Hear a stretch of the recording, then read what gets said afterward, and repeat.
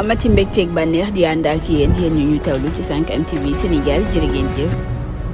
dal leen jàmm suñu mbokk internet yu 5M TV Sénégal ci seen chaîne bile xibaar yi ñu àddu ci procès bi waroon am ci diggante Ousmane Sonko ak Mame Mbaye Niang ginnaaw googee sax na nga xam ni Mame Mbaye Niang daal dinay dem ca tribunal te gisul ki di Ousmane Sonko moom nag daal dina fay jóge sax nag di jubali foofee ca teeru bi ginnaaw ndaje ba muy am ak taskatu xibaar yi nag ci nag lu yàggul dara sax nag la daal di xamle foofee ca tribunal nag ki di procureur général Bakhoum ma ngay rek daal di demander maanaam ab peine ñaari at yoo xam ne rek dañ koy daal di daan Ousmane Sonko te benn at bi sax lay daal di tëdd. mu mel ni ab confusion maanaam ab jiixi jaaxa dafa am ci wàllu nag peine yooyu nga xam ni moom la ñu def sax nag ba tax na ma ngay wax ni dañoo war a sax demander ab nag mandat d'arrêt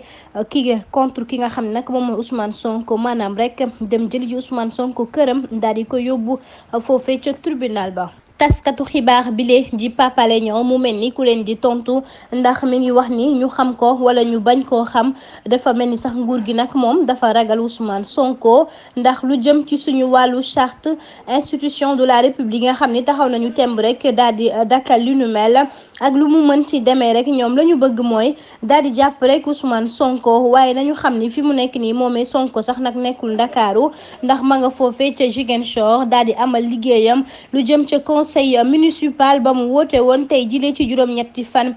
ci weeru mai mu mel ni nag jamono joojee fii ci Ndakaaru ñun gis nañu nag foo génn ci mbedd mi way takk der ya ña ngi fa taxaw nag fees fa dell kon nag dafa mel ne histoire bii moom duñ ko fàtte benn yoon.